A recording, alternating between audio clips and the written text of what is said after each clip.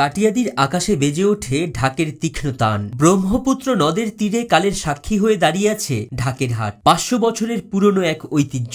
ষোড়শ শতাব্দীর মাঝামাঝি সময়ে সামন্ত রাজা নবরঙ্গ রায়ের দুর্গাপূজার আয়োজনের মধ্য দিয়েই এর যাত্রা শুরু। ঢাকার বিক্রমপুরের সেরা ঢাকিদের নিয়ে একসময় রাজার প্রাসাদ ছিল উৎসব মুখর, আর সেখান থেকেই যাত্রাঘাটে শুরু হয় ঢাকিদের এই মহাসমাবেশ, যা আজও বয়ে নিয়ে চলেছে ইতিহাসের গৌরব।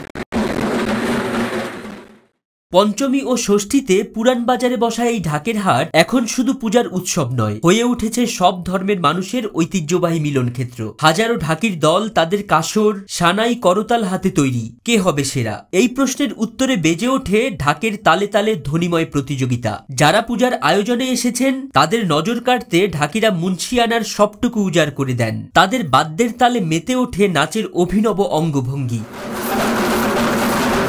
11-20 জিলো ঢাক এখন তো পূজা জায়গায় জায়গায় বাইনা হয়ে যায়, আর যারা আছে তারা এখন বাইনা টিনা হয়, আর যারা তাকে লাস্ট মধ্যে আমরা কিছু খরচ দিয়ে তাকে আমরা যার বাড়িতে পাঠাই দিই। এবারও হাটে সমবেত প্রায় 40টি ঢাকি দল, কেউ চুক্তিবদ্ধ, কেউ অপেক্ষায়। মুন্সিগঞ্জের শান্ত দাস, যিনি এক যুগ ধরে এই হাটে আসছেন, তার দল ইতিমধ্যে 14,000 টাকায় কাটিয়াদির উপভোগ পাড়ার একটি মণ্ডপে বাজানোর জন্য চুক্তিবদ্ধ হয়েছে। শান্ত দাস বলেন, দেশে এমন ঢাকের হাট কোথাও নেই, তাও 500 বছরের ইতিহাস বয়ে নিয়ে চলা। এই হাটে এলে অন্য ঢাকিদের সঙ্গে দেখা হয়, সুখ দুঃখের কথা হয়, ঢাকের তালে ভেসে যায় সময়, আর স্মৃতির ঢেউয়ে ভাসে ঢাকিরাও।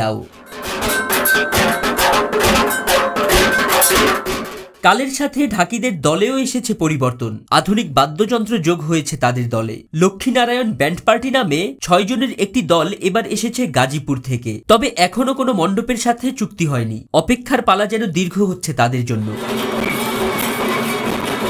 প্রতি বছর এই ঢাকের হাটে সমবেত হয় 3 শতাধিক ঢাকি। আয়োজকরা তাদের জন্য থাকা, খাওয়া, এমনকি যাতায়াতের খরচও বহন করেন। কাটিয়াদি পৌর পূজা উদযাপন পরিষদের সাধারণ সম্পাদক জনি কুমার সাহা জানান, হাটে আসা ঢাকিদের সুরক্ষায় প্রশাসনও থাকে সর্বদা তৎপর। যদি কোনো ডাকি এখানে বিক্রি না হয়, তখন আমাদের কমিটির তরফ থেকে আমরা ডাকিদেরকে পুনর্বাসন মানে যে খাওয়া এবং যাতায়াতের যে ব্যবস্থাটা এটা আমরা দিয়ে থাকি। কাটিয়াদি উপজেলা নির্বাহী কর্মকর্তা ওয়াহিদুজ্জামান বলেন, বাংলাদেশের মনে একমাত্র হাট, দেশে বিভিন্ন প্রান্ত থেকে বাদকরা এখানে উপস্থিত হয় এবং আমাদের যারা সম্মানিত যারা পূজারীবৃন্দ তারা তাদের পছন্দ মতো বাদক এবং যন্ত্রী তারা এখান থেকে নিয়ে থাকে, যেটি প্রায় 500 বছরের এটি পুরনো একটি হাট। ঢাকের প্রতিটি ধ্বনি যেন আমাদের শোনায় সেই ইতিহাসের প্রতিধ্বনি, আর কাটিয়াদির আকাশে বাজে 500 বছরের ঐতিহ্যবাহী সুর। ফরিদ উদ্দিন মোহাম্মদ, ডেইলি বাংলাদেশ।